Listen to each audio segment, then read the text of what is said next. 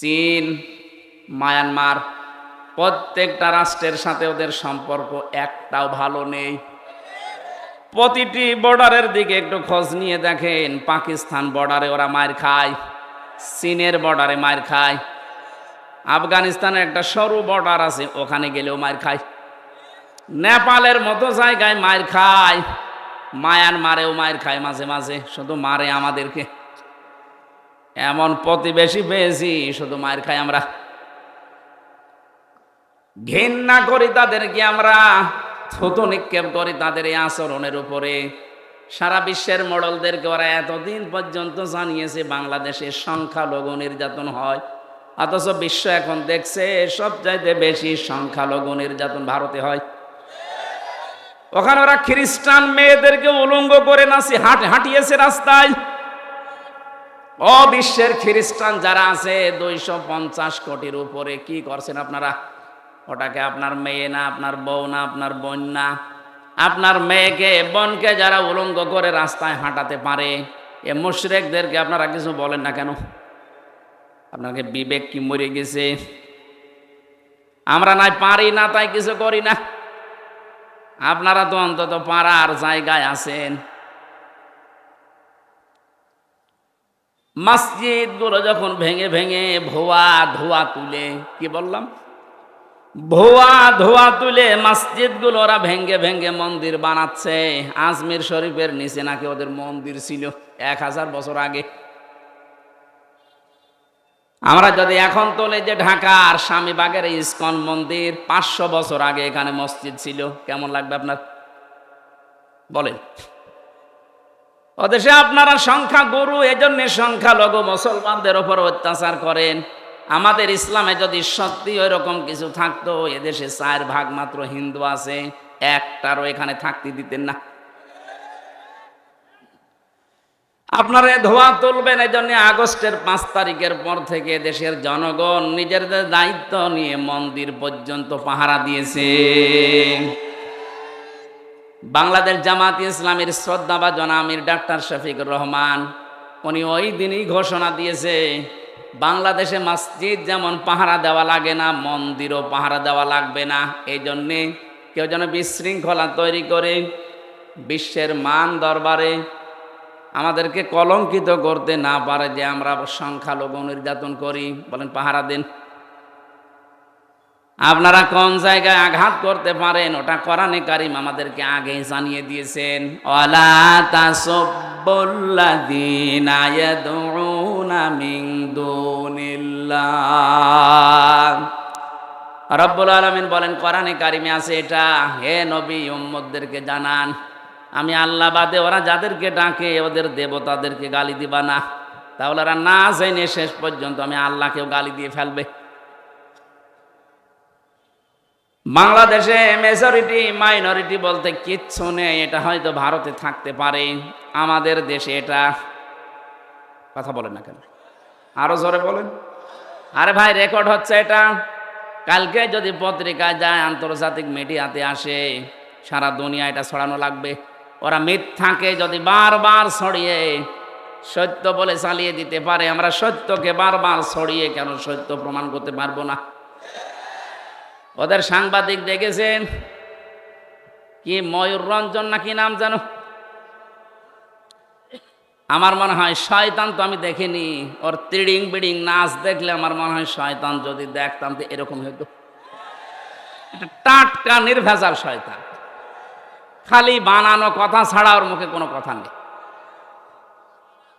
হকা এখন শুনছে নাকি চট্টগ্রাম ওরা দখলে নেবে। আরে ভাই আপনারা কি যৌতুক নেবেন নাকি? আর যৌতুক দেব কি করে? মেয়ে তো আমরা দেইনি, মেয়ে তো পালিয়ে গেছে। পালানো মেয়ের কোনোদিন যৌতুক দেওয়া লাগে? বিয়েই তো এখনো আমরা গার্জিয়ান যারাও বিয়েই মানি না, যৌতুক কিসের? আর যৌতুক নেওয়া দেওয়া হারাম, মুসলমানরা হারাম কাজ করবে না, আর হারাম কাজ কেউ করতে আসলে তারে ছাড়বে না। চোখ তুলে তাকান, 7 সিস্টার থাকবে না। দাদারা ভয় পাচ্ছে, এমনি পাগল হয়ে গেছে ওরা। ডক্টর মোহাম্মদ ইউনূস তো একটু হাঁ করেছিল, যদি বাংলাদেশ শান্তিতে না থাকে, সেভেন সিস্টার শান্ত থাকবে না। ওরা পাগল হয়ে গেছেন কি গো? হ্যাঁ, এতদিন বলেছি কি আর এ কি বলছে? ওরা দুর্বিসন্ধি করে আমাদেরকে ভয় দেখাতে চিকিৎসা থেকে বঞ্চিত ঘোষণা দিয়েছিল। এখন এই 3 দিন দেখি কাঁদতেছে, না আপনারা আসেন, 40 ভাগ ছাড় দিলাম, যাব না। দরকার হয় পাকিস্তানে যাব, তুরস্কে যাব, চীন দেশে যাব, আমরা যাই। এ দেশে যারা দায়িত্বে আছেন, আমি ভারতে বহুবার গেছি, বহু রাজ্যে আমি ঘুরে বেড়িয়ে দেখিয়েছি। এদের যে ভয়টা, সবচাইতে বেশি ভয় মুশরিকদের ভেতরে মরণের ভয়।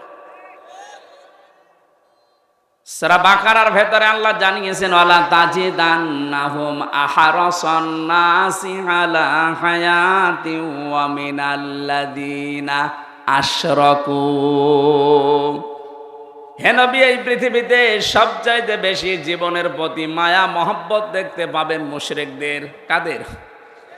ওরা মরতে চায় না, যেভাবেই হোক বেঁচে থাকতে চায়। ইয়াওয়াদ্দু আহাদুহুম লাউ ইউআম্মারু আলফা সানা। ওদেরকে যদি বলেন তোমরা 1000 বছর বেঁচে থাকবা, ওরা বলবে আরো বাঁচতে চাই।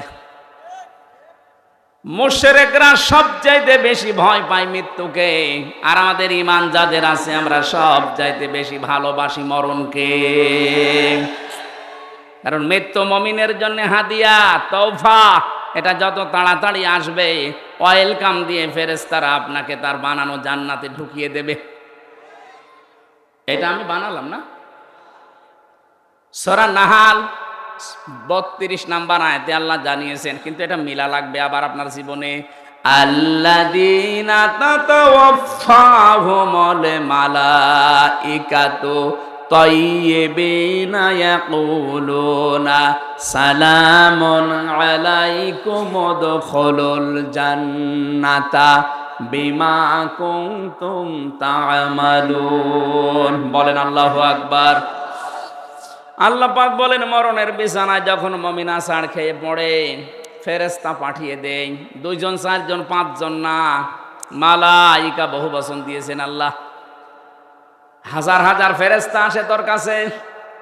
আসার পরে যদি দেখে হ্যাঁ তোর জীবনটা তাজ্জিব পবিত্র ছিল, তাফসিরে মুফাসসির লিখেছেন তাজ্জিবি না মানে এটা পোশাক পবিত্র না, শরীরের পবিত্র না, এটা বিশ্বাসের পবিত্রতা। ওদের বিশ্বাসের ভেতরে শিরিক ঢোকানো, আর আমরা যা করি আমাদের বিশ্বাসের ভেতরে ঈমান ঢোকানো। কথা বলেন না কেন?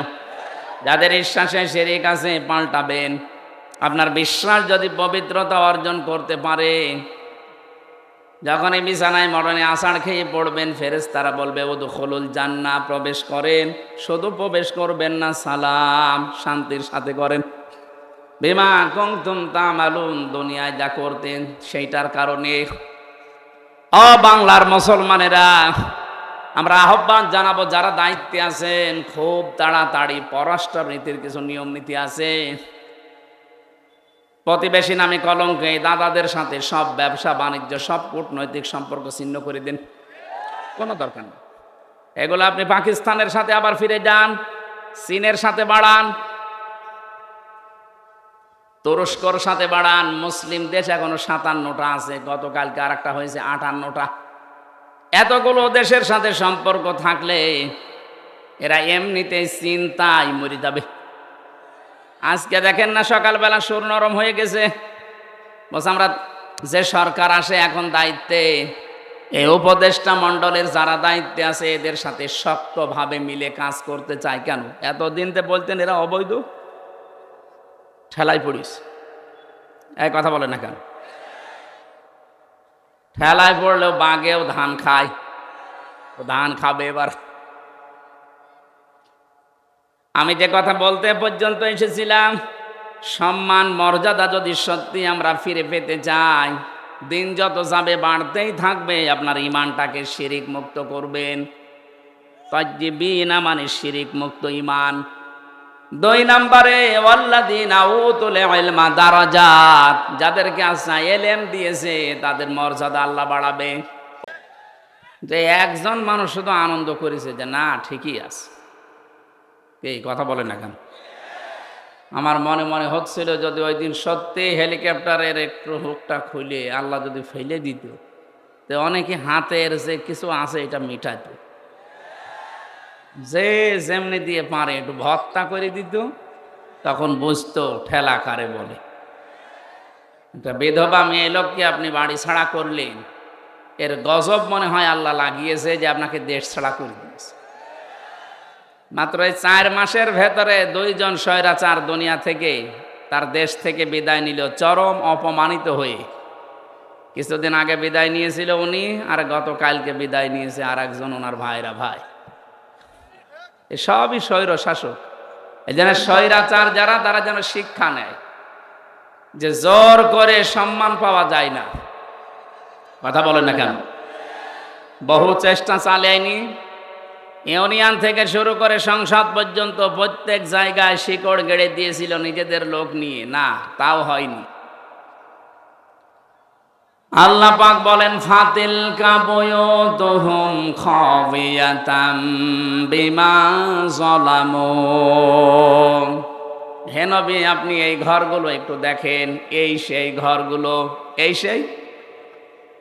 এই সেই ঘরগুলো খাবিয়াতান, আমি জনশূন্য করে দিয়েছি, পরিত্যক্ত বানিয়ে দিয়েছি, উজাড় গৃহ বানিয়ে দিয়েছি, বিমা যালামু, তাদের জুলুমের কারণে। একটা যে কত বাস্তব তার প্রমাণ 2024 সালের 5 আগস্টের বিকাল আসতে আসতে আল্লাহ দেখিয়েছে। আপনি শুধু বাংলাদেশের দিকে তাকান, 630টা থানা আছে এই দেশে। কত? 630টা থানার যেখানে যেখানে জালেমদের বাড়ি ঘর ছিল, আপনি দেখেছেন খাবিয়াতাম বিমা যালামু, এদের জুলমের কারণে আল্লাহ পুরা বাড়িকে পরিত্যক্ত করে দিয়েছেন। কুষ্টিয়ায় আমার হানিফের বাড়ি, আপনি এখন যে দেখবেন আর বাড়ি নেই, পায়খানার প্যান পর্যন্ত মানুষ খুলে নিয়ে চলে গেছে। ওটা এখন জাতীয় টয়লেট হয়ে গেছে। কথা বলছেন এখন? 5 দিন আগের পেপারে দেখলাম ওই যে ঢাকার যে বাড়িটা এত অহংকার করত, যেটা নিয়ে, যেখানে অনেকে আবেগে গিয়ে চুমা খেত, ওই বাড়িটা এখন দলবদ্ধ হয়ে মানুষ টয়লেট করছে। 4-5 জনের ছবি দেওয়া দেখলাম পেপারে, এদিকে একজন, ওদিকে একজন, ওদিকে একজন, ওদিকে একজন, ম্যাশিং লাগিয়ে শুরু করেছে। মনে হচ্ছে জামাতবদ্ধ প্রসাব চলছে। এর কারণ আছে, কারণ নেই কেন? একবারে 4-5 জন যাচ্ছে। এবার আসেন কারণ আমি দেখাচ্ছি। কাবা ঘর তাওয়াফ করছিলাম, 6ষ্ঠ চক্কর শেষ করে 7ম চক্কর দিয়ে উপরে গেলাম, হঠাৎ দেখি পেটের ভেতরে ব্যথা, যন্ত্রণায় ফেটে যাচ্ছে। এক পুলিশকে ডাকলাম, ইয়া আখি তাআল, এদিকে আসেন। কি? ওনারে বললাম এখানে ফার্মেসি আছে। কেন? এতক্ষণ তো আমার ভালোই লাগছিল, হঠাৎ এখন আমার পেটে ব্যথা করছে, আমি ঔষধ কিনতে যাব। উনি আমারে বলে, ইয়া হাজি ওল হজ্জা তাই না বিলাদুকা, ও হাজি দেশ কোথায়? জি তুমি বাংলাদেশ। বাংলাদেশ থেকে এসেছি। আমার দিকে তাকিয়ে বলছে ওর ভাষা দিয়ে যে, হাজি আপনি জানেন না এটা কোন জায়গা? না তো, আবু জাহেলের বাড়ি। আপনি এখনো পায়খানা না করে দাঁড়িয়ে আছেন, তাড়াতাড়ি করেন। পায়খানা করে দেখি আমার পেটের ব্যথা ভালো হয়ে গেছে। আল্লাহ যেন আমাকে হাতে ধরে জিজ্ঞাসা করতে চাচ্ছে, হামজা এত দূর থেকে আসলে 6,500 কিলোমিটার, কত? 6,500 কিলোমিটার দূর থেকে আসলে এত কষ্ট করে আর ওই শয়তানের বাড়ি পায়খানা না করে চলে যাবা, তাড়াতাড়ি করো। সত্যি এক কাজ করে দেখছি আমার পেটের ব্যথা ভালো। আমার তো মনে হচ্ছে জালেমদের বাড়িঘর আল্লাহ খাবিয়াতান বানিয়ে দিয়েছে মানুষের প্রসাব পায়খানার জন্যে। ঠিক পর্যন্ত না, এর পরেরটা শোনেন, ইন্না ফি যালিকা লায়াতাল লিকাউমিন ইয়ালামুন। এখানে আলেম যারা আছে লামে তাকিদ আছে, ইন্না ফি যালিকা লা আয়াতান, আল্লাহ বলেন অবশ্যই এর ভেতরে শিক্ষা আছে, লিকাউমি ইয়ালামুন, যারা জ্ঞানী মানুষ তাদের জন্য। প্রধান অতিথি, বিশেষ অতিথি, সভাপতি, দেখেন সব জ্ঞানী মানুষ। সামনে যারা আছেন আমি বিশ্বাস করছি আপনাদের জ্ঞান আছে। আয়াতের শিক্ষাটা তো জ্ঞানী মানুষ নেবে নাকি? কি এটা? আল্লাহ জেলা আয়াতান দিলেন, ইন্না ফি যালিকা, এর ভেতরে শিক্ষা আছে। কি সেই শিক্ষা? 15.5 বছরে এত বড় গভীর শিখর আল্লাহ যদি উপড়ে ফেলতে পারে, এদের বাড়ি ঘর যদি জোড়াজগড়িয়ে বানিয়ে দিতে পারে, জনশূন্য করে দিতে পারে, ভবিষ্যতে যারা চেয়ারে বসবে এরাও যদি জালেম হয় তাদেরকেও আল্লাহ জনশূন্য করে দেবে। এইটা শিক্ষা। আমি জানি এই শিক্ষা অনেকে তো নেবেই না, আরো মনে করবো ওইরকম বলেই থাকে। যেদিন নিজের ঘাড়ে পড়বে সেদিন টের পাবে।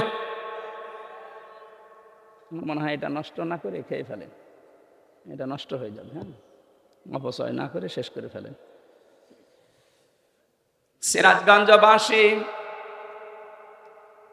তাহলে সম্মান, মর্যাদা, ইজ্জত কোথায় আছে এটা আমাদেরকে আল্লাহ জানিয়েছেন। সূরা মুজাদালা 11 নম্বর আয়াতের মাঝের অংশে আছে, ইয়ারফাইল্লাহুল্লাযীনা আমানু মিনকুম ওয়াল্লাযীনা উতুল ইলমা দারাজাত, ইলা আখিরি আয়াত।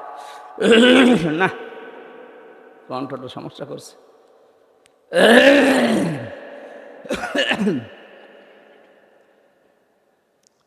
আল্লাহ পাক বলেন ইয়ারফা, এটা মজারে, বর্তমান, ভবিষ্যৎ, প্রেজেন্ট, ফিউচার। দিন যত যাবে তাদের সম্মান মর্যাদা বাড়তেই থাকবে। কাদের? তোমাদের ভেতরে যারা ঈমান আনবে, দুনিয়াতে যাদেরকে ইলম দেওয়া হবে, এই দুইটা গুণ যাদের আসবে তাদের দিনের পর দিন মর্যাদা বাড়বে। প্রশ্ন আসতে পারে, তামাম দুনিয়ায় 850 কোটির উপরে মানুষ, সম্মান মর্যাদা বৃদ্ধি হওয়া দূরের কথা, আমাদের অন্তত হালকা পাতলা যাদের ঈমান আছে তারা আরো মায়ের খাচ্ছি। কথা বলেন না কেন? যদিও সুসংবাদ, কালকে সিরিয়া স্বাধীন হয়ে গেছে। আমরা চাচ্ছি আল্লাহ খুব তাড়াতাড়ি ফিলিস্তিনটাও তুমি স্বাধীন করে দাও। মুসলিমদের এই শক্তি যত বৃদ্ধি হবে, প্রতিবেশী নামে কলঙ্ক এই দাদারা তত ভয় পাবে। আশপাশের যতগুলো রাষ্ট্র আপনি তাকান, পাকিস্তান, আফগানিস্তান, নেপাল, ভুটান, দুনিয়ায় কত মানুষের তো এলেম ছিল, মর্যাদা বাড়ে নাই। হ্যাঁ ঠিক আছে, আমি নাম নিয়ে বলছি, মাওলানা ফরিদউদ্দিন মাসুদ, মাওলানা রুহুল আমিন, এরা আলেম না? কথা বলে না কেন?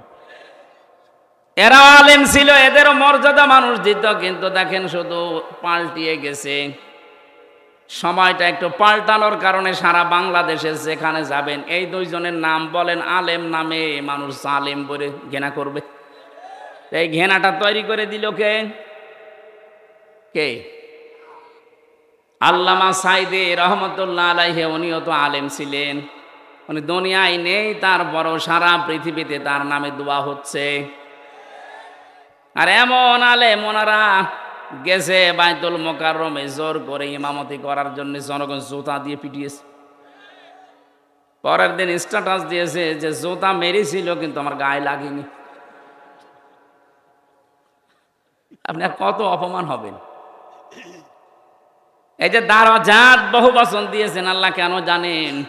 কারণ দিন যত যাবে, জ্ঞানের উপরে যারা আমল করে তাদের মর্যাদা আল্লাহ তত বাড়াবে। যারা যতটুকু জ্ঞান পেয়ে আমল করেছে আপনি তাকান, তাদের মর্যাদা আল্লাহ বাড়িয়ে দিয়েছে।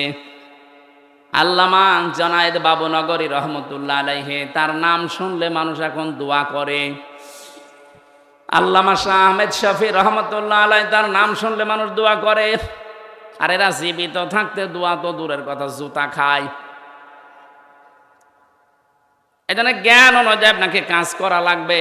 জ্ঞানের বাইরে যদি কাজ করেন, হয়তো ভয়ে অথবা বিভিন্ন স্বার্থের কারণে মানুষ আপনাকে সম্মান দেবে, কিন্তু দিন যত যাবে আপনাকে আল্লাহ পচাবে। কথা বলেন না কেন? পৃথিবীতে সবচাইতে বেশি জ্ঞানের উপরে আমল করেছিল, কাজ করেছিল কারা? নবীরা। কারা? এবার নবীদের দিকে তাকান, সূরা ইয়াসিন 30 নম্বর আয়াত। ইয়া হাসরাতান আলাল ইবাদ মা ইয়াতিহিম মির রাসূলিন ইল্লা কানু বিহি ইস্তাহজিউন। আমার বান্দাদের জন্য আমার আফসোস, আমার আক্ষেপ হয়, এমন কোন নবী রাসূল দুনিয়ায় পাঠালাম না যার সাথে সমসাময়িক ব্যক্তিরা, সমসাময়িক শাসকরা জুলুম, অত্যাচার, নির্যাতন, ঠাট্টা, বিদ্রূপ, উপহাস করে নাই। এ কথা বলছে কে? আরো জোরে বলেন। নবীদের চরিত্র খারাপ ছিল, মানুষকে কষ্ট দিত। কেন? তাদের উপর অত্যাচার। একটাই কারণ, আমি প্রত্যেকটা নবীর জীবনে অন্তত যতগুলো কোরআনে পেয়েছি, পড়ে দেখেছি, প্রতিটি নবীর জীবনে একই অবস্থা, কারণ তারা জ্ঞানের উপরে আমল করত। কথা বলে না কেন? জ্ঞানের উপরে আমল করতে গিয়ে অনেকের নাম পর্যন্ত তারা হারিয়ে ফেলেছে। হযরতে মুসা আলাইহিস সালাম, ইহুদিরা তার নামটা পর্যন্ত পরিবর্তন করে দিয়েছে জোসেফ। এখন তামাম দুনিয়ায় যারা ইহুদি আছে, মুসা নবীকে আর মুসা বলে না, বলে জোসেফ। কি বলে? খ্রিস্টানরা হযরতে ঈসার নাম পাল্টিয়ে দিয়েছে যিশু। 250 কোটির উপরে খ্রিস্টান তামাম দুনিয়ার 257টা রাষ্ট্রে কম বেশি আছে। আপনি যেখানেই যাবেন দেখবেন ঈসা নবীকে ওরা ডাকে, কিন্তু ঈসা আলাইহিস সালাম বলে না, ঈসা ইবনে মারিয়ামও বলে না, বলে যে যিশু। কি বলে? বলেন। আমাদের জাতির পিতা হযরতে ইব্রাহিম আলাইহিস সালামের নাম তারা পাল্টিয়ে দিয়েছে আব্রাহাম। হযরতে দাউদ আলাইহিস সালামের নাম তারা পাল্টিয়ে দিয়েছে ডেভিড। মুসলিম বিজ্ঞানী ছিল আল ক্যামি, তার নাম পরিবর্তন হয়ে গেছে কেমিস্ট্রি। নবীজির প্রিয় সাহাবী একজন হযরতে জাবির রাদিয়াল্লাহু তাআলা আনহু, তার নামও পাল্টিয়ে দিয়েছে আল জাবরা। এদেশে আল্লামা শফির নাম পাল্টিয়ে দিয়েছে তেতুল হুজুর। কথা বলে না কেন? শহীদ আল্লামা দেলাওয়ার হোসেন সাইদির নাম দিয়েছে দেল্লু শিকদার। আমি কি বানিয়ে বললাম? আমার নামও পাল্টিয়ে দিয়েছে পিসকে হুজুর। আমি কি পিসকে? সত্যি কথা বলতে কি, জ্ঞানের উপরে যারাই দুনিয়াতে কাজ করবে, এটা ইহুদি, খ্রিস্টান, অমুসলিমদের কাজ। ওরা নাম পাল্টায়, ওরা নামের পরিবর্তন করতে পারলে ওদের আনন্দ লাগে। এই জন্যে শহীদ আন্তর্জাতিক জিয়া বিমানবন্দরের নাম পাল্টিয়ে আলাদা করে দিয়েছে। কথা বলেন না কেন? ওয়ালা তালমিজু আনফুসাকুম ওয়ালা তানাবাজু বিল আলকাব বিইসাল ইসমুল ফুসুক বাদাল ঈমান ওয়া মান লাম ইয়াতুব ফাউলাইকা হুমুজ জালিমুন। আল্লাহ বলেন নাম পাল্টাবা না। আজ যারা নাম পাল্টানোর হিরিক 15 বছর তৈরি করেছিলেন, কি হয়েছে? সে নাম তো আবার সব পাল্টিয়ে যাচ্ছে। কথা বলেন না কেন? টয়লেট থেকে শুরু করে সংসদ পর্যন্ত প্রতিটি জায়গায় নাম পাল্টাতে পাল্টাতে আর পারে নাই। সেটা পায়খানা টয়লেটের নামও দিয়েছে বঙ্গবন্ধু টয়লেট। আর কোথায় দেবেন? জাতে মাতাল হলো, কিন্তু তালে ঠিক ছিল। জিয়ার নাম মুছে দিয়েছে ঠিক, এমন একজনের নাম দিয়েছে যেটা মুসলমানদের আবেগের জায়গা, যেন এটা পাল্টাতে না পারে। আপনি এখান থেকে মুছে দিয়ে কি করবেন? আমি আরাফাতের ময়দানে ছিলাম, ওখানে জিয়াউর রহমান লক্ষ লক্ষ গাছ লাগিয়েছে, নিম গাছ। ওটাকে এখন আর ওই দেশের মানুষ নিম গাছ বলে না, বলে জিয়া গাছ। হয়তো ওনার জীবনী থেকে আমি এই কাজটা পেয়েছি, জীবনে যদি আল্লাহ ওনার একটা কাজও পছন্দ না করে, হাজিদের আরাফাতের ময়দানে একটা শান্তির ব্যবস্থা। কি গরম জানেন ওই দেশে, 40, 42, 45, 55 ডিগ্রি সেলসিয়াস চলে। সেখানে একটা নিম গাছের ছায়া পেলে মানুষ মনে হয় আকাশ আমার মাথার উপরে নেমে এসেছে। এই যে লক্ষ লক্ষ হাজী সাহেবেরা আরাফাতের ময়দানে যেহেতু দোয়া কবুল হয়, শহীদ প্রেসিডেন্ট জিয়াউর রহমানের নামে যদি দোয়া করে, আল্লাহ তুমি ওর জীবনের যা হয়েছে হয়েছে মাফ করে দাও, আল্লাহ মাফ করতে পারে না? কথা বলে না কেন? আমরাও দোয়া করছি, আল্লাহ তুমি তাকে মাফ করে জান্নাত দিয়ে দাও, বলেন আমিন। বাংলার মানুষেরা যে কথাটা বলার জন্য এই যে মানুষের নাম পরিবর্তনের হিড়িক, এটা ইহুদি আর খ্রিস্টানদের। বাংলাদেশে এই কালচার চালু করেছিল 15.5 বছরে যারা ছিল তারা। কেন আপনি আল্লামা শফির নাম পাল্টিয়ে দিলেন? তেতুল হুজুর একটা নাম হলো। কথা বলে না কেন? নাম পাল্টিয়ে পাল্টিয়ে যাদের বিচার করে করে আব্দুল কাদের মোল্লা নাম পাল্টিয়ে দিয়েছেন।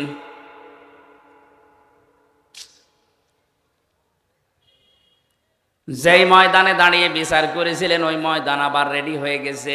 এতদিন যাদের বিচার করেছেন সোনা সাক্ষীর উপরে, এখন আপনার গণহত্যার জন্য বিচার হবে দেখা সাক্ষীতে। পৃথিবীতে যারা গণহত্যার সাথে জড়িত আমি তাদের জীবনী পড়ে দেখেছি। এত ঘৃণিত করে আল্লাহ দুনিয়ায় তাদেরকে রেখেছে। হিটলার, চেঙ্গিস খান, এ কথা বলছেন না কেন? ওরা যদি গণহত্যার সাথে জড়িত হওয়ার কারণে ওদের আল্লাহ ঘৃণিত করে দেয়, নিন্দিত করে দেয়, এখন কি কেউ হিটলার ছেলের নাম রাখে? Genghis Khan? বলেন বলেন। আপনি যা করেছেন আপনার নাম সুন্দর হতে পারে, যোগের আবর্তনে, কালের আবর্তনে দেখবেন সময় একদিন আসবে আপনার নামটাই গণহত্যার কারণে চেঙ্গিস খানের মতো, হিটলারের মতো ঘৃণিত হয়ে যাবে। যাদেরকে আপনি করেছিলেন তাদের নাম তো ঘৃণিত হয়নি, এখন তাদের নাম শুনলে মানুষ রহমতুল্লাহ আলাই পড়ে। 50 বছর পার হোক, আমরা যেহেতু এখানে আর 100 বছর পরে কেউ থাকবো না, নতুন প্রজন্ম এই জমিন চাষ করবে, দেখবেন ওই জামানায় মানুষ এটাকে গালি হিসাবে ব্যবহার করবে চেঙ্গিস খানের মতো। কথা বলেন না কেন? কারণ যারা জুলুম করে সবচাইতে বেশি আল্লাহ পাক তাদের দিকে তাকিয়ে থাকেন। অলা তাহসাবান্নাল্লাযীনা তাহসাবান্নাল্লাহা গাফিলান আম্মা ইয়ামালুজ জালিমুন। সূরা ইব্রাহিম 13 নম্বর পারা 19 নম্বর 12 নম্বর লাইনের 42 নম্বর আয়াতের প্রথম অংশে আছে আল্লাহ পাক বলেন, হে নবী আপনি কি মনে করেন যে জালেমদের কোনো খোঁজ আমি রাখি না? সবচাইতে বেশি খোঁজ খবর রাখি আমি জালেমদের। কাদের? এজন্য যারা জুলুম করেছিলেন এ জামানায়, বিশেষ করে 15.5 বছরের জুলুম মানুষ ভুলতে পারে না। আমি তো পারি না, কারণ আমি নিজে শিকার। কথা বলেন না কেন? 3টা বছর আমি কিচ্ছু জানি না এ বিষয়ে, কেন আমাকে এই জুলুমের শিকার করলেন? সবাই মাফ করে দিলেও আমার মামলার আয়ু থেকে শুরু করে একেবারে টপ টু বটন যারা জড়িত, একটাকেও আমার ক্ষমা নেই। ক্ষমা করতে পারি, আমি যা করেছিলাম ওই কাজ আপনাকে করা লাগবে। 3 বছর ফাঁসির কন্ডেম ছেলে থাকবেন, আর 30 থেকে 32 লাখ টাকা আমার বাবার কাছ থেকে নিয়েছেন, ফেরত দেওয়া লাগবে। সেদিন মামলার আয়ু কল দিয়ে বলছে, হুজুর মাফ করে দিয়েন। মাফ করে দিয়েছি, টাকা ফেরত দেন। টাকা ফেরত দেবেন না, মাফ চাবেন মানে? শুধু আমি হামজা না, এরকম হাজার লক্ষ হামজা ভিকটিম আছে, যার কাছে যারা অপরাধ করেছেন তার কাছে যে আগে ওই টাকা ফেরত দেবেন, ক্ষতিপূরণ দিয়ে বলবেন আস্তাগফিরুল্লাহ। কথা বলেন না কেন? এখানে বহু মানুষ আমরা এমন আছি, এই 15.5 বছরে যে জায়গায় ওঠার দরকার আমি ওই পর্যন্ত উঠতে পারিনি। এই কথা বলেন না কেন? আমার ব্যবসা বাণিজ্য করতে দেননি, মিথ্যা মামলা দিয়ে মিথ্যা সাক্ষী দিয়ে আমারে ঘরে থাকতে দেননি। 15টা বছর অনেকে এমনও আছে যারা গাছতলায়, বাঁশতলায়, পানের বরজে, ধানের খেতে, ভুট্টা খেতে কাটিয়েছে। এত কষ্টের সাথে যারা জড়িত, আর আপনি এখন আস্তাগফিরুল্লাহ পড়বেন আল্লাহ মাফ করে দেবে, ইয়ার কি নাকি?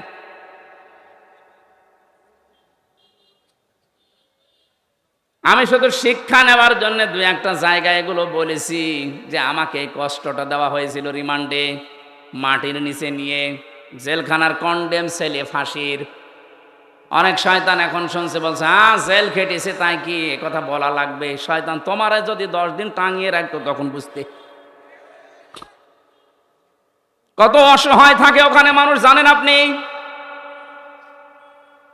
কি করেছেন ইসলামের জন্য, আপনার কি অবদান আছে বলেন তো দেখি। কেউ 8 বছর, কেউ 10 বছর, কেউ 14 বছর পড়ে আছে দুনিয়ায়, কেউ জানে না কি কষ্ট স্বীকার করেছে এক একটা মানুষ। একটা দিন যায় মনে হচ্ছে 2 বছরের সমান। কেউ নেই আপনার আশপাশে, 24 ঘন্টা এতটুকু জায়গায় তালা মারা বসে থাকবেন, কতটুকু সময় পারবেন বলেন? ফখরুল ভাইয়ের কথা শুনছিলাম, উনি আমার খন্ডেম ছেলে, আমার ছেলে ছিল। আচ্ছা হামজা তোমার সাথে কি করেছে আমি জানি না, আমার পায়ের ভেতর দিয়ে হাত দিয়েছে।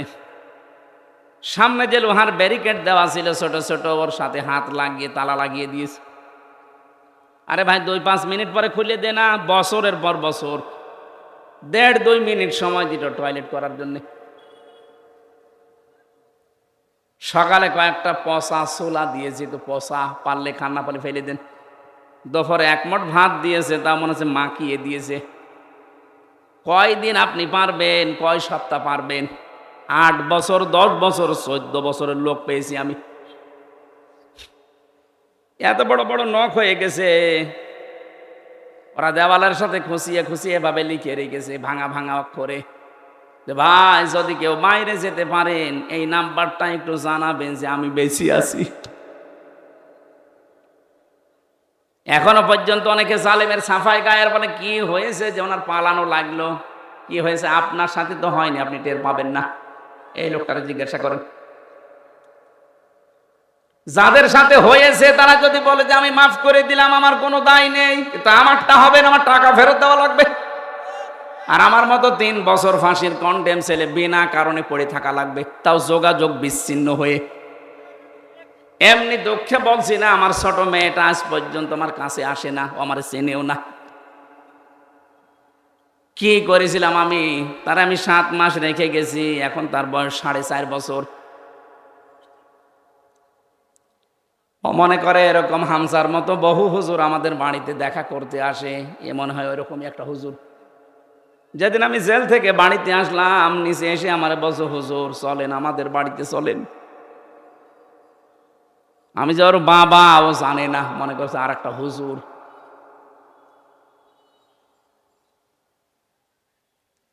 ফেসবুকে যারা উল্টা পাল্টা কথা ছড়ান আমার নামে, বাস্তবতা বুঝে ছড়াবেন। কি ঝড় গেছে আমার এই ছোট জীবনের ওপর, আপনি টের পাচ্ছেন? হ্যাঁ, আমি আল্লাহর জন্য সব সহ্য করেছি, মাফও করে দিয়েছি, কিন্তু আমার টাকার বিষয়টা আমি মাফ করব না। টাকা আমার ফেরত দেওয়া লাগবে, কারণ এটা আমার নিজের টাকা না, আমার বাবার টাকা।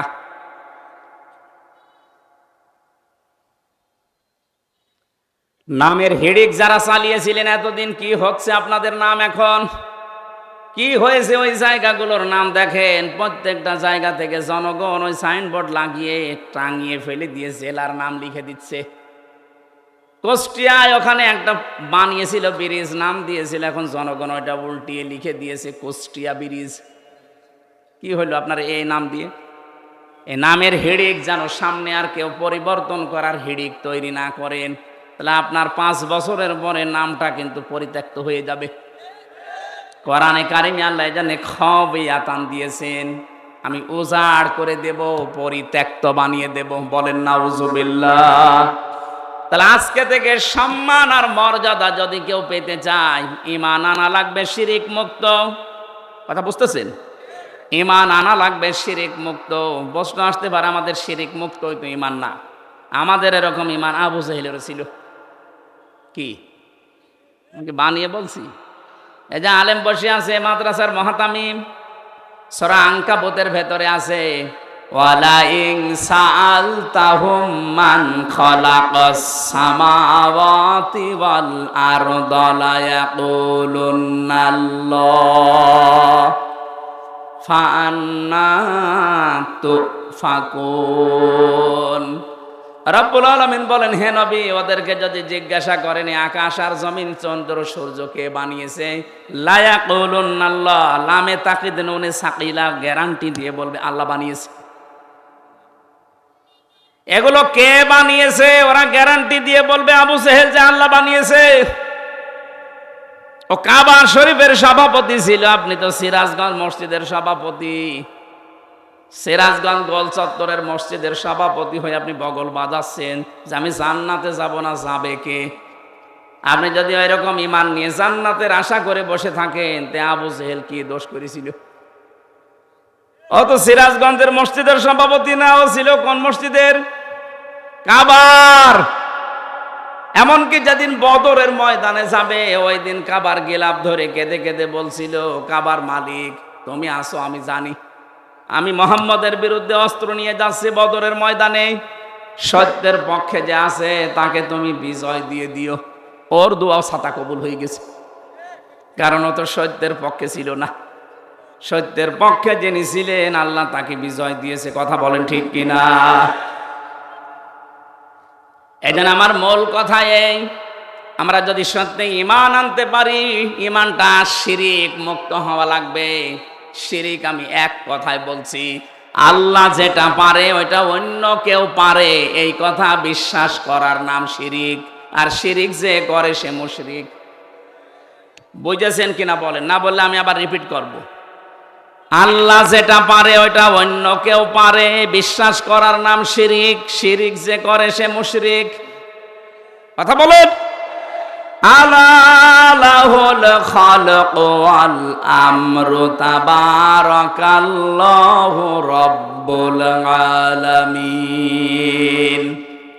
আল্লাহ পাক বলেন সৃষ্টি যার, হুকুম চলবে তার। এটা আমি বানালাম। সূরা আরাফের ভেতরে আছে ৫৪ নম্বর আয়াত।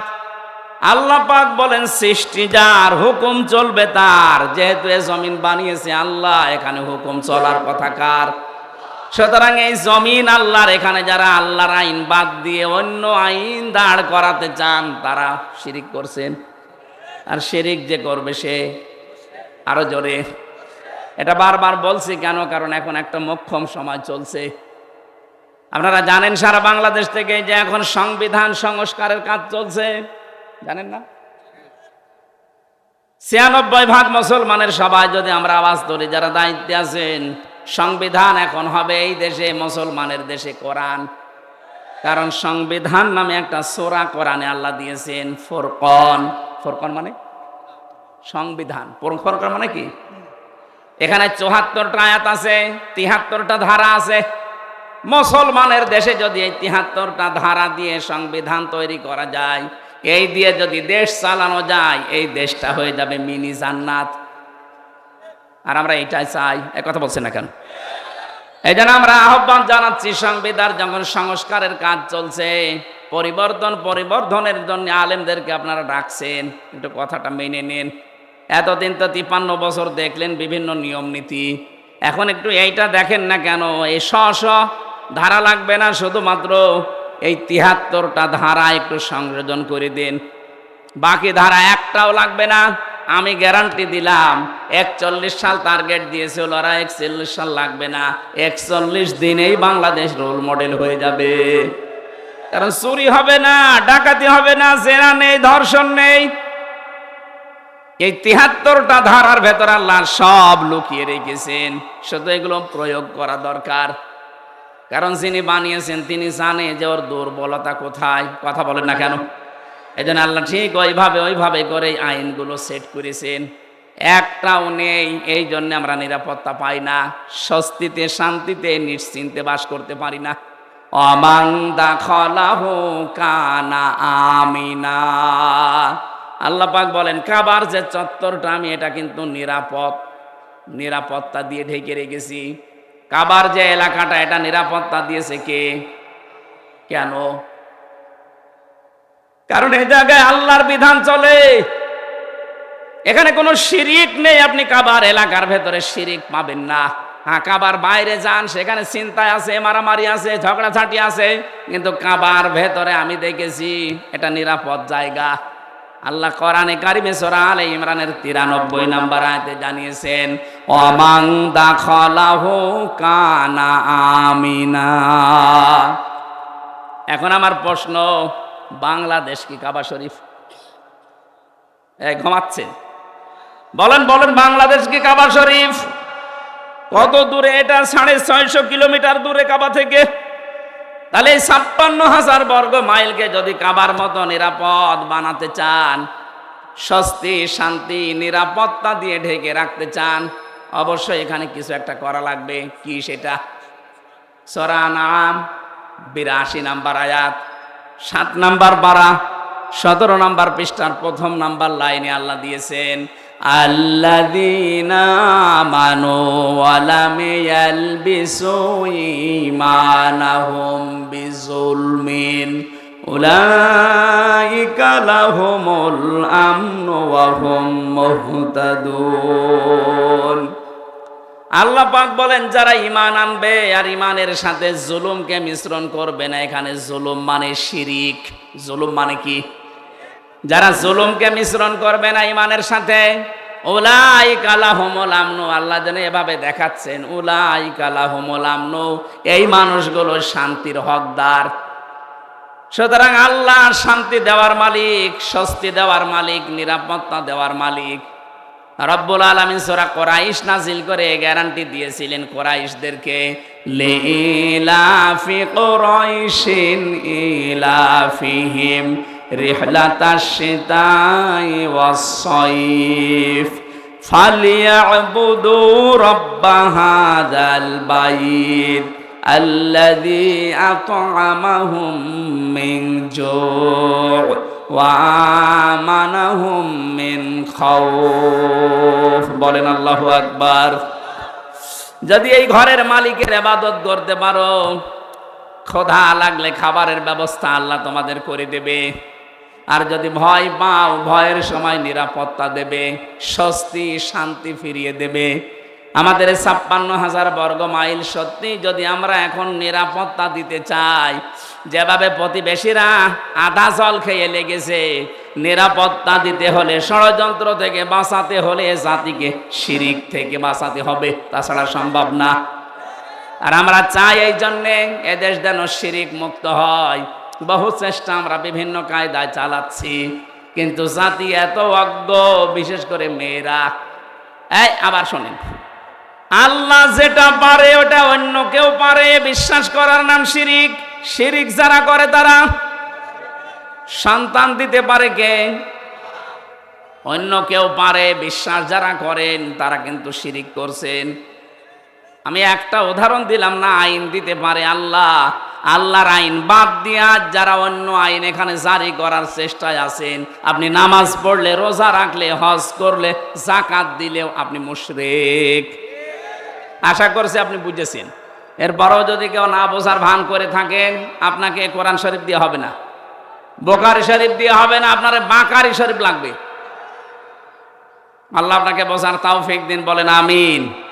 এজন্য ঈমান আনার পাশাপাশি জ্ঞান অনুযায়ী যদি আমরা আমল করতে পারি, দিন যত যাবে সৃষ্টি জগতের সামনে আমাদের মর্যাদা সম্মান আল্লাহ বাড়াতেই থাকবে। আল্লাহ যেন আমাদেরকে এটা দেখান, বলেন আমিন। কোরআনে কারিমের সূরা মুতাফফিফিন, এখান থেকে মাত্র 3-4টা আয়াত আমরা তেলাওয়াত করেছি তাফসীর আকারে। আপনারা সেই মাগরিব থেকে বসে আছেন তো, আমি দেখতে পাচ্ছি অনেকে ওঠাউঠি করছে। এটা পেশাব পায়খানার ব্যাপার আছে, আবার অনেকের বিড়ির নেশা আছে। বিড়ি খাওয়ার যাদের নেশা আছে, এই মানুষগুলো তো উঠবে, এদেরকে আপনি ওয়াজ করে ঠেকাতে পারবেন না। সুতরাং যাদের পেশাব পায়খানা, বিড়ি খাওয়ার খুব নেশা লেগেছে, আপনি খেয়ে আবার চলে আসবেন।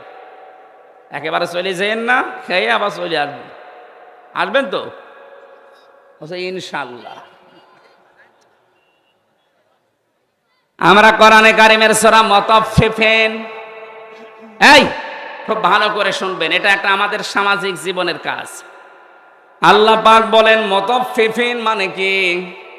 যারা নেওয়ার সময় বেশি করে নেয় আর দেওয়ার সময় ওজনে কম দেয়, এ মানুষগুলোর ধ্বংস কামনা করেছে আল্লাহ নিজে, বলেন নাউজুবিল্লাহ।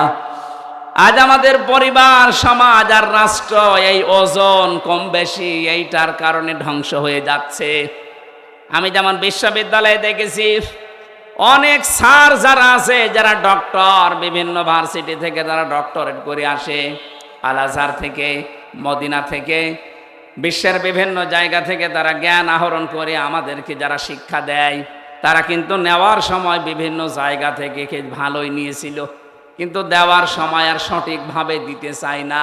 তখন বলে প্রাইভেট পড়া লাগবে, কোচিং করা লাগবে, বা উনি অন্য বিশ্ববিদ্যালয় প্রাইভেটে যে ক্লাস করায়।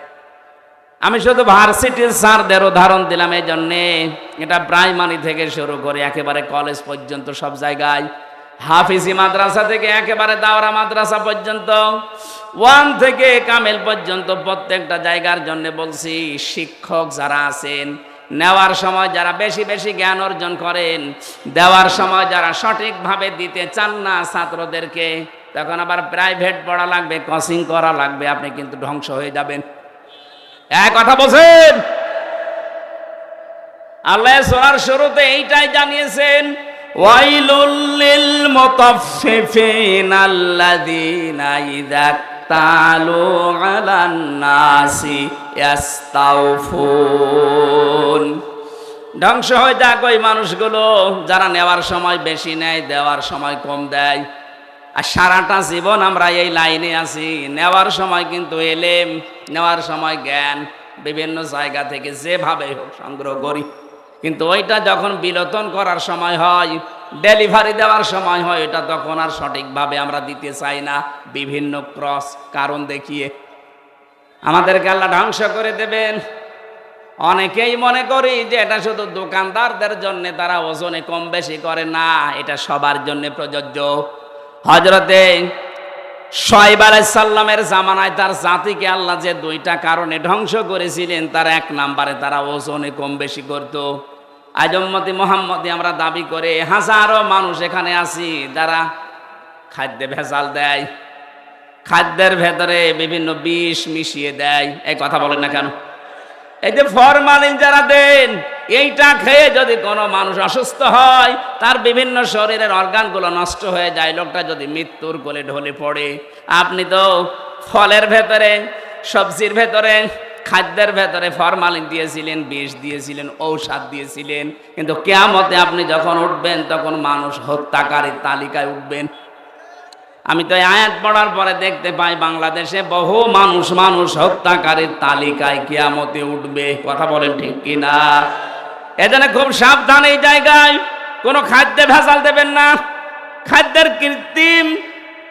এই যে বিভিন্ন মানুষ টাকা পয়সার জন্য এগুলো সংকট তৈরি করেন, আপনি যে কত বড় অপরাধী আল্লাহর কাছে আপনি টের পাচ্ছেন না। যারা খাদ্যের কৃত্রিম সংকট তৈরি করে মানুষকে কষ্টে ফেলে রাখেন, আল্লাহ পাক বলেন যখন মানুষ খাবার থাকার পরেও সংকট তৈরি করে, তখন আমার আরশ কেঁপে যায়। কারণ পৃথিবীতে সবচাইতে বেশি আদর আর মহব্বত করে বানিয়েছিলাম আমার বান্দাকে, এই বান্দা বান্দিদেরকে যারা জিনিস থাকার পর মাঝে মাঝে আমরা দেখি সম্পদ থাকার পরও, খাদ্য থাকার পরও কৃত্রিম সংকট তৈরি করে মানুষকে কষ্টে ফেলে দেয়। যেই ধনীগুলো এগুলো করছেন, ইয়ামহাকুল্লাহুর রিবা ওয়া ইউরবিস সাদাকাত, হারাম কোন জিনিসে আল্লাহ বরকত দেয়নি, বরকত আল্লাহ দিয়েছে হালালে। এজন্য হারাম ইনকাম যারা করেছেন, আপনি তাকান তাদের দিকে। এত কোটি কোটি টাকার মালিক হয়েছিল, কেউ বেগম পাড়া, কেউ সাহেব পাড়া বানিয়েছে, কিন্তু কি হলো তাদের টাকা? 8 কোটি, 10 কোটি, 12 কোটি টাকার গাড়ি ঢাকার রাস্তায় পড়েছিল 5 তারিখের পরে। কেউ যে মালিক আছে প্রমাণ দেওয়ার জন্যও কেউ যায়নি। জেলখানায় পৌঁছতেছে এখন বাংলার সর্বশ্রেষ্ঠ ধনী যিনি দরবেশ। কি হয়েছে তার টাকা? বৈধ অবৈধ নেই, 7টা ব্যাংক থেকে 36,000 কোটি টাকা ও চুরি করেছে। 36,000 কোটি। শেয়ার মার্কেট লুট করেছে, ব্যাংকগুলো দেউলিয়া বানিয়ে দিয়েছে। এক দরবেশেই এমন একটা ভয় ধরেছিল, মানুষ উপর থেকে বিশ্বাস করতো না, না এত বড় দরবেশে কাজ করতে পারে। এই জন্য ও দাড়ি কেটে নম হয়ে গেছে। আদালতে একজন জিজ্ঞাসা করেছিলেন, আফারমান দাড়ি কাটলেন নবীর সুন্নত? ও বলে হুঙ্কার দিয়ে বলেছে, বেশি চিল্লাবেন না, দাড়ি রাখা সুন্নত আর জান বাঁচানো ফরজ।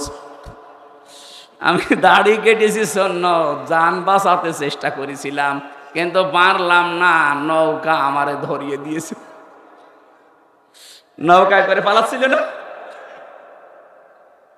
আমি শুধু হাসির জন্য বলি নাই, ওনার জীবন থেকে কিছু শিক্ষা নেন। বাংলার শ্রেষ্ঠ ধনীর তালিকায় ওনার নাম সালমান এফ রহমান দরবেশ বাবা, এখন শুয়ে আছে মাটির বিছানায়। হারামে আল্লাহ আপনাকে আরাম দেয়নি। সত্যি কথা বলতে আল্লাহ এই বিষয়টাকে গুরুর বলে দিয়েছেন। আমি হুজুরকে বলছি, অমাল হায়াতুদ দুনিয়া ইল্লা মাতাউল গুরুর। ও বাংলার মানুষেরা, দুনিয়ার জীবন কিন্তু গুরুর। গুরুর মানে ধোঁকা। আপনি কি মনে করেন যে আপনার ছেলে মেয়ে আপনাকে খুব ভালোবাসে? কে বলিস আপনাকে? আপনার বউ আপনাকে খুব ভালোবাসে। আজকে বাড়িতে যদি একটু মরার ভান করে বলেন যে আপনার স্বামী তো মারা গেছে, যে খাটের ওপরে আপনি থাকেন, এই খাটের নিচে তাকে আমরা মাটি দেব, আল্লাহর কসম এ দেশের কোনো বউ রাজি হবে না। ওই জিনিস রেখে আমি জিন ভূতের কামড় খাবো? দেখেছেন কি ভালোবাসা আপনার জন্য? আপনার সন্তান, আপনার মা বাবাও ধোঁকা, আপনার মা বাবাও আপনার জন্য ধোঁকা। অনেকে মা বাবার মুখে হাসি ফোটাতে, ছেলে মেয়ের মুখে হাসি ফোটাতে, স্ত্রীকে সুখে রাখতে হালাল হারাম দেখে না। বাবা শাহজালাল, সব হালাল। কি হবে জানেন আপনি? আমি বাস্তব বলছি।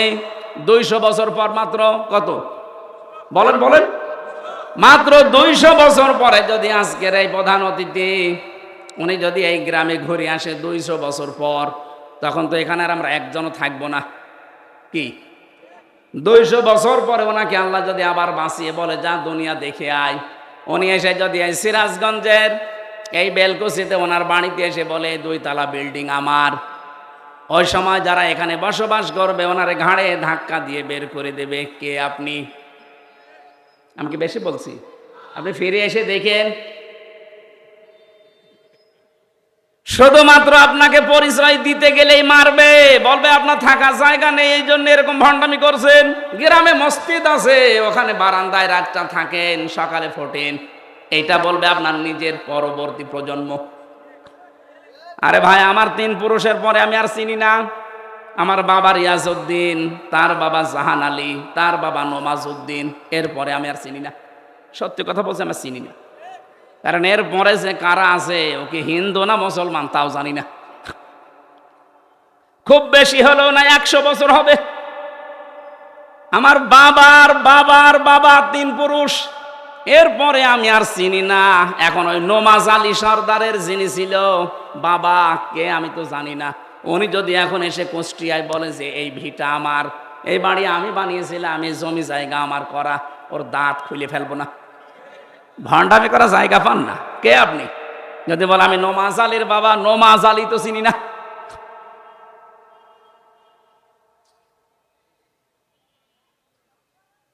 দুনিয়ার জীবনটা সত্যিই কিন্তু ধোঁকা। এই জন্য হারাম অবৈধ ইনকামের পথে যারা পা বাড়িয়েছেন, আপনি থামেন, নয়তো কিন্তু এইটাই আপনার কাল হয়ে দাঁড়াবে। আরে ভাই, মানুষের জীবন তো সফল ওই লোকটা ফামাঙে সহসিহানিন্নার ওয়া উদখিলাল জান্নাতা ফাকাদ ফাজ। আল্লাহ পাক বলেন ওই লোকটার জীবন সফল, সাকসেস, যাকে আমি আল্লাহ আস্তে করে জাহান্নামের কাজগুলো ছেড়ে দেওয়ার তৌফিক দেই, আর আস্তে আস্তে জান্নাতের কাজের দিকে এগিয়ে দেই। এটা এক অর্থ। 2 নাম্বার অর্থ হচ্ছে যাকে কিয়ামতে আমি আল্লাহ জাহান্নামের আগুন থেকে মুক্ত করে জান্নাতি বলে ঘোষণা দিয়ে দেব, এই লোকটার জীবন সফল। কোরআনে কারিমে আল্লাহ ইসকাউ নামের রাহিকিম মাখতুম খিতামুহু মিস্ক ওয়া ফি যালিকা ফালিয়াতানা ফাসিল মুতানাফিসুন। জোরে বলেন আমিন। রব্বুল আলামিন জানিয়েছেন ইসকাউ নামের রাহিকিম মাখতুম। রাহিক শব্দের শাব্দিক অর্থ হচ্ছে শরাব, মদ। আল্লাহ পাক এমন মদ তোমাদেরকে পান করাবেন, এমন শরাব, এই মদের বর্ণনা আল্লাহ দিয়েছেন খিতামুহু মিসকন, মিস্ক আম্বর দিয়ে যার মুখটা আটকানো থাকবে। আজ পর্যন্ত ওই মদের বোতল কেউ খোলে নাই। মদের বোতল এমনিতেই গন্ধ হয়ে যায় যদি আটকিয়ে রাখেন কোনো জিনিস, এটা পৃথিবীর নিয়ম। পৃথিবীর কোনো জিনিস যদি কেউ এক জায়গায় রেখে দেয়, যত দামি জিনিস হোক, ওটা নষ্ট হয়ে যাবে। আপনি পানি এক জায়গায় রেখে দেন, দেখেন গন্ধ হবে, পোকামাকড় তৈরি হবে, দুর্গন্ধ বের হবে। কথা বলছে না কেন? পছন্দ ধরে যাবে। লোহা লক্কড় এক জায়গায় রেখে দেন, দেখেন জং ধরবে, মরিচা পড়বে, আস্তে আস্তে নষ্ট হয়ে যাবে। পৃথিবীর নিয়মই এইটা, কোনো জিনিস এক জায়গায় রাখলে ঠিক থাকে না, আর মুখ আটকালে তো ওটা আগেই নষ্ট হয়ে যায়। আল্লাহ পাক বলেন একটা মেয়াদ আছে, এরপরে ওটা ঠিক থাকে না। সে বোতল জাত বলেন আর যাই বলেন, আল্লাহ বলেন আমি এমন মাখতুম দিয়েছি, খিতামুহু মিস্ক, এটা আমি মেশকে আম্বর দিয়ে মুখটা আটকিয়ে দিয়েছি। অফি যালিকা ফালিয়াতানাফাসিল মুতানাফিসুন। এই মদ যারা খাবে, দিন যত যাবে তাদের চেহারা পাল্টাতে থাকবে, তারা মাতাল হবে না, কোনোদিন হুঁশহারা হবে না। সুতরাং এই জান্নাত পাওয়ার জন্য যারা প্রতিযোগী আছে, তাদের প্রতিযোগিতা করা উচিত। কে বলছেন? সুতরাং আমাদের এই দশর দুনিয়ায়, এই নশর পৃথিবীতে আমরা যদি বুদ্ধিমান হয়ে থাকি, আমাদের ওই বানানো আল্লাহর যে বাগান জান্নাত, যেটাতে মদ আল্লাহ রেখে দিয়েছেন মুখ ঢেকে, ওইটা পাওয়ার জন্য প্রতিযোগিতা করা দরকার। মিজাজুহু ওয়া মিজাজুহু মিন তাসনিম।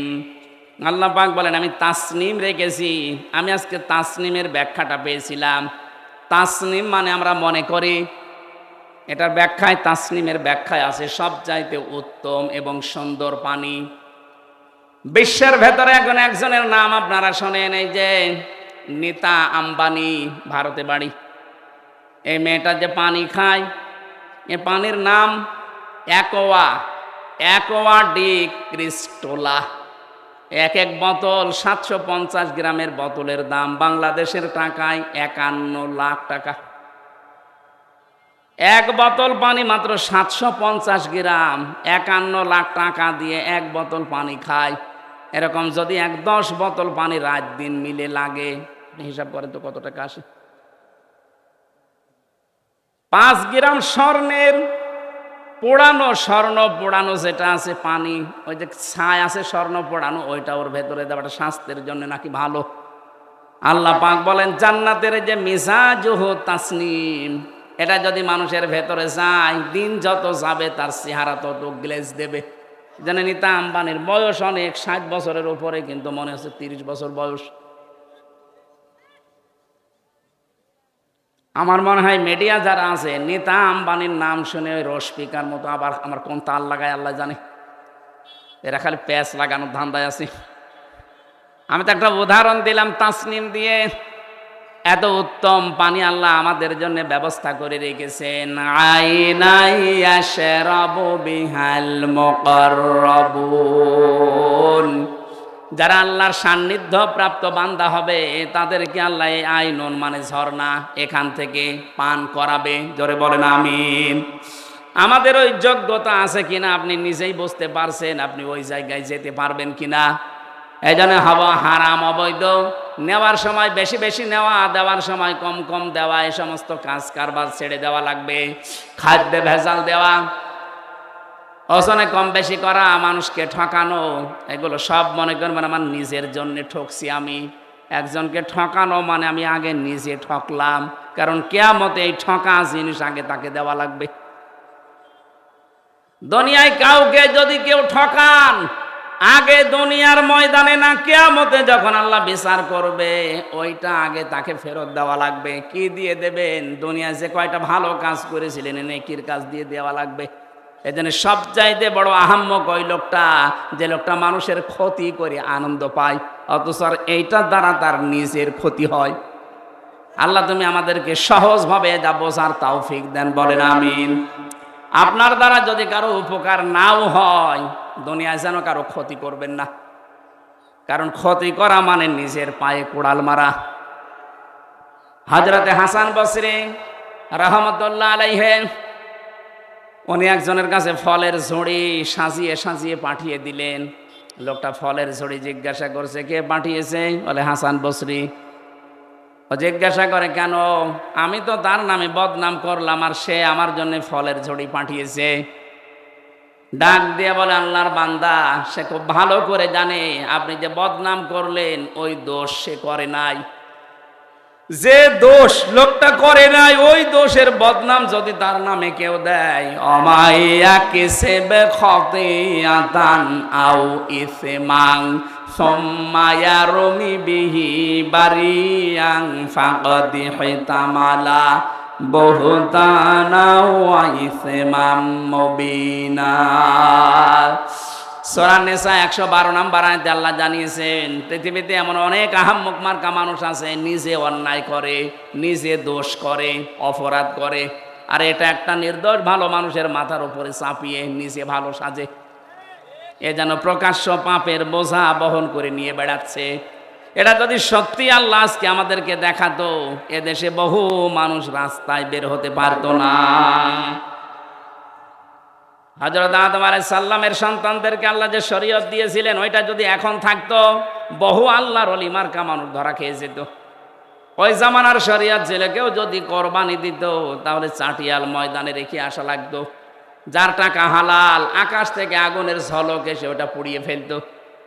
আমার মনে হয় ওই শরীয়ত যদি এখন থাকতো, কত হাসির কোরবানি যে চাটিয়াল ময়দানে পড়ে থাকতো, মানুষ বুঝতো যে সুদের টাকা, ঘুষের টাকা। কথা বলে না কেন? নাকি এলাকায় সুদ বন্ধ হয়ে গেছে? এই যে যারা টাকা ছেড়ে রাখেন, মাসে মাসে টাকা আসে, 1000 দিলে 100 টাকা করে বেশি দেয়, এটা এলাকায় নেই?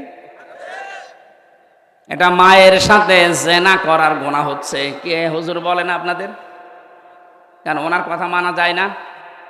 কিয়ামতে যেদিন ধরা খাবেন, বলবেন আল্লাহ আমাদের কাছে কেউ আসেনি, ওই লোকটা দাঁড়াবে তখন, ও ডাক দিয়ে বলবে সুদ ওরা খেয়েছে, আমি নিষেধ করার পরও ওরা শোনে নাই। এই জন্য যারা এ কাজ করছেন, যেহেতু এতদিন না জেনে হয়তো খেয়েছেন, এখন থেকে ছেড়ে দেওয়া লাগবে। মায়ের সাথে জেনা করার এই গুনাহ আজকে থেকে আর করা যাবে না, বন্ধ হওয়া লাগবে। যারা টাকা ছেড়ে রেখেছেন, টাকা আসে, এই ব্যবসা কারা কারা বন্ধ করবেন? হাত তোলেন। ও এলাকায় আছে, হালকা পাতলা আছে, বেশি না, ঠিক আছে, আপনারা চালান।